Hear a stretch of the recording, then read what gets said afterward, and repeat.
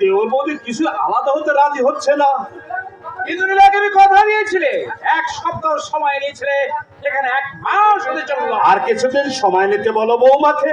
বকুলের অসুখটাই একটু সেরে উঠলেই অসুখ বাড়তেও তো পারে। কিন্তু ওরা যে কিছু সে রাজি হচ্ছে না বৌমা। সেই ইচ্ছায় যখন রাজি হচ্ছে না, ছলনার আশ্রয় নিন। চলো না, এই চলো না, আমাদের পরামর্শ চললে 1 ঢিলে 2 পাখি কাজ হবে। বেশ, কি পরামর্শ দেবে দাও, তোমাদের কথা মতো কাজ করতে আমি প্রস্তুত। তাহলে শোনো, প্রতিদিন উত্তম আজ দুপুরে ভাত কেনার সময় বাড়িতে শুয়ে পড়বে। তারপর আমি একটা ওষুধের সাহায্যে ওষুধ থেকে আবিষ্কার করে উত্তমের পাশের বিছায় আর নিনিমার বিছায় শুয়ে দেবো। কামাল ভাই, বিচার ওই মাওদেই আর জ্ঞান ফিরে আনবে। সেই মুহূর্তে তুমি কিছু না জানার ভান করে তোমার ঘরে ঢুকবে এবং ভাষা বলে ওদেরকে বিছানায় দেখে অবদ্ধ ভাষায় তিরস্কার করবে। তখন সেপারেট হওয়ার পর অনায়াসে মুক্ত হয়ে না না বৌমা, এত বড় আঘাত আমি ওদেরকে দিতে পারবো না বৌমা। ওদের মধ্যে রয়েছে মা ছেলের পবিত্র সম্পর্ক। সেই পবিত্র সম্পর্ক ভাঙতে আমি ওদের মাথায় কলঙ্কের পয়সা তুলে দিতে পারবো না বৌমা। তাহলে আজ আমি বিষ খেয়ে মরবো। বৌমা, এসো দাদা, মরার আগে এদের বিরুদ্ধে পুলিশের কাছে একটা স্টেটমেন্ট লিখে না বৌমা না, এমন সর্বনাশ তুমি করো না বৌমা। আমি তোমাদের প্রস্তাবে রাজি। তুমি যখন রাজি হয়েছো, আজ একটা ফয়সালা হবেই হবে। হলেই ভালো। আপনি পৃথিবীতে নবরূপী নারায়ণ হয়ে জন্মেছেন। না বৌমা না, ভগবানের পৃথিবীতে আমি নিতান্ত একটা দুর্ভাগা। তা না হয় থাক, আর দেরি না করে তোমরা চটপট কাজে লেগে পড়ো।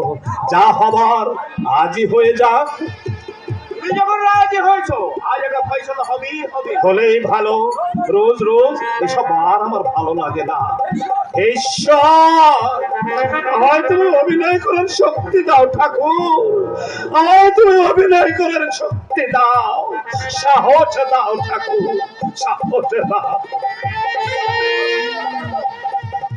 নীলেপ, তোর ভাসুরের কথাগুলো বড্ড আঁকা বাঁকা। যেতে দাও দাদা, যেতে দাও। ছাগলে কি না খায় আর পাগলে কি না বলে। এসো হেসো, লইতে নাম্বার আগে হাতিয়ারে আর একটু শান দিয়ে নি।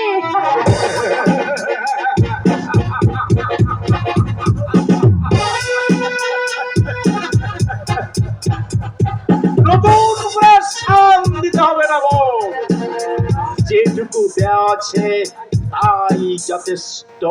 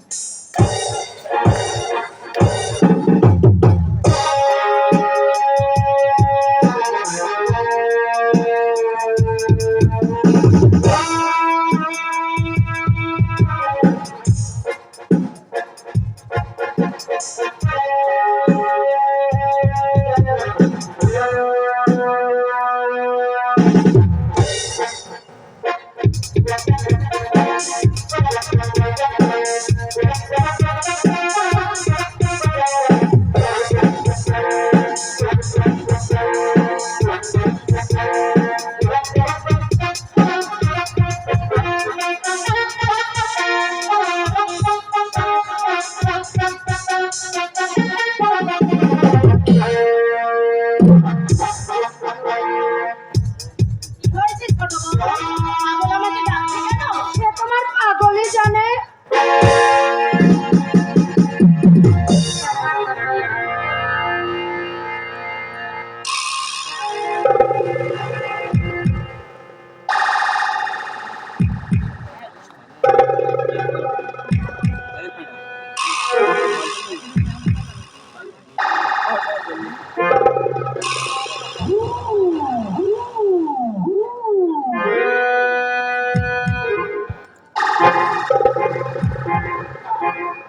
যা, এবার তোর ভাসুরকে পাঠিয়ে দে।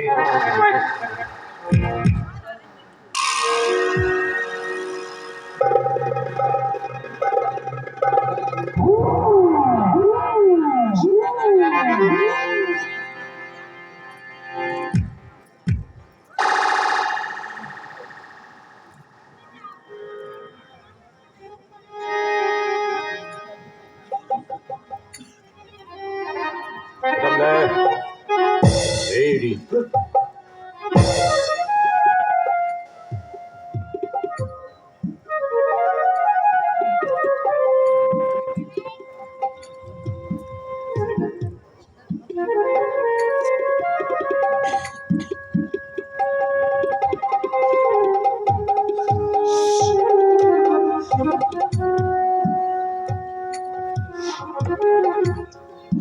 উত্তম,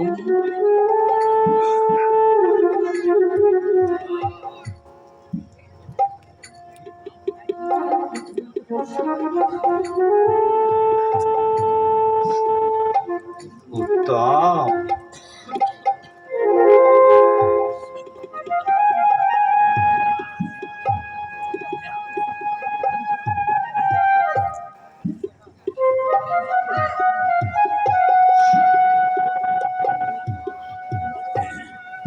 উত্তম,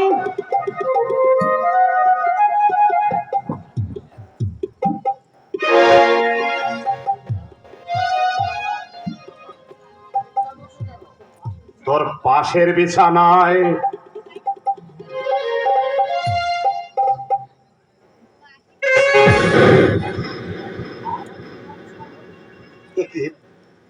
আমার ঘরে নীলিমার বিছানায় বৌদি বৌদি বৌদি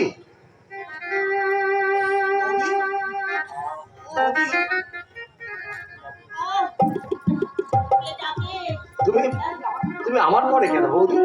তুমি নীলিমার বিছানায়?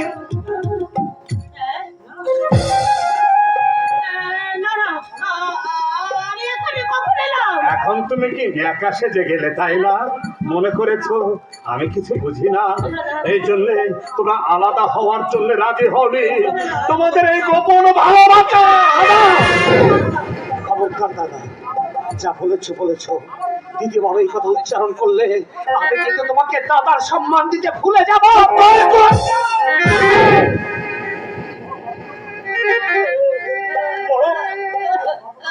বড় গর্ব করে তোরা বলতে তোদের মধ্যে রয়েছে মাছের পবিত্র সম্পর্ক। এই হতভাগা, এই এই বুঝি তার পরিচয়। তুমি চুপ করো, আমার মাথা ঘুরছে, আমার সমস্ত দেহ কাঁপছে, আমার মুখটার ভেতরে তোলপাড়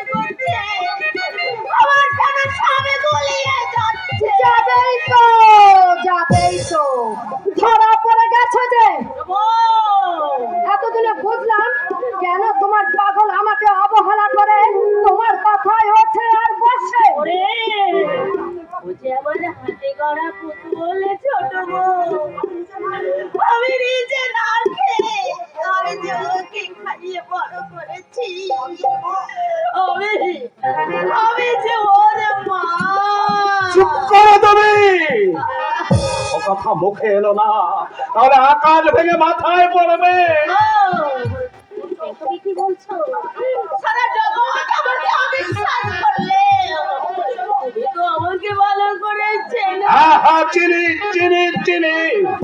তুমি অসতী, তুমি কুলোটা, তুমি বিচারিণী। যা বলতে হয় তুমি আমাকে বলো।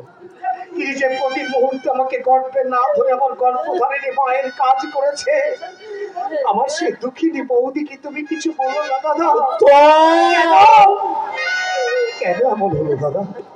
সমুদ্র শুকে মরুভূমি হয়ে গেল, এ তো হওয়ার কথা নয়।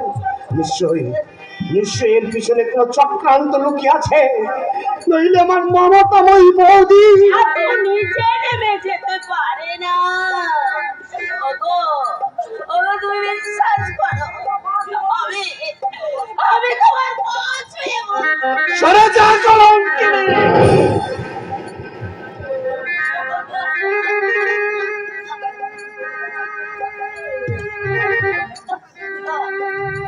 দাদা, এ তুমি কি করলে?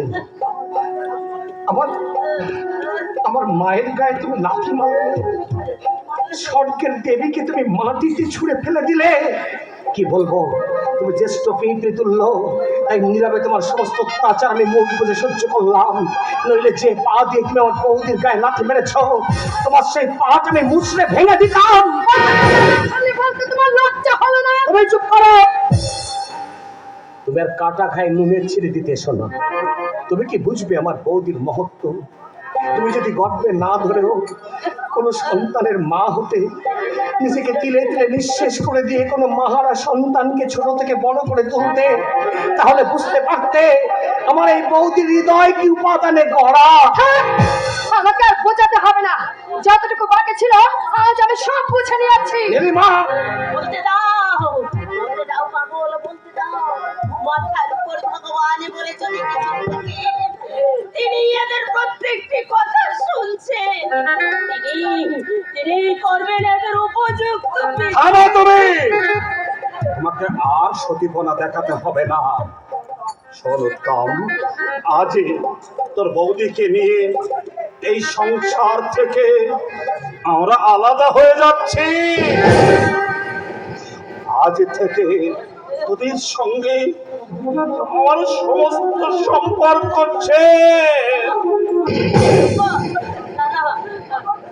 আমার আমার পাগলকে ছেড়ে থাকতে তোমার কষ্ট হবে তা আমি জানি, কারণ তোমাদের এই গুপ্ত প্রেম। দাদা, দাদা চুপ করো। আলাদা ঘর তৈরি হলে তোমরা পৃথক হয়ে যেও, আর আমি তোমাদের বাধা দেব না। ঘর বাড়ি বিষয় সম্পত্তি কোনো কিছুরই আমাদের দরকার হবে না ভাই। আমরা যেখানে খুশি থাকবো, যেমন করে পারি খাবো। পৈতৃক সম্পত্তির উপর তোমার আমার দু ভাইয়ের সমান অধিকার দাদা। কিন্তু বাবার তো আদেশ নেই, তিনি বলে গেছেন তার সম্পত্তি যেন কোনো দিনই দুভাগ না হয়। আর কতটুকুই বা সম্পত্তি দুভাগ হয়ে গেলে তোদের তো ভুলে উঠবে না ভাই। আমরা নিঃসন্তান, যে আমাদের কথা তুই ছেড়ে দে, কোন রকমেই চলে যাবে আমাদের। চলো বকুল। না দাদা, তা আমি এভাবে তোমাদের যেতে দেব না। আর যাবে যদি, এই আমি তোমার সামনে বুক পেতে দাঁড়াবো, আমার গলায় পা তুলে দিয়ে তুমি চলে যাও দাদা। আমার গলায় চলে যাও হতভাগা।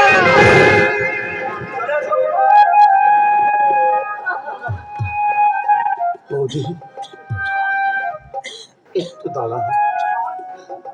চলেই যখন যাবে, যাওয়ার আগে আমার চোখের জলে তোমাদের পা অন্তত ধুয়ে দিতে দাও। শেষবারের মতো একটু শেষ প্রণাম অন্তত করতে দাও।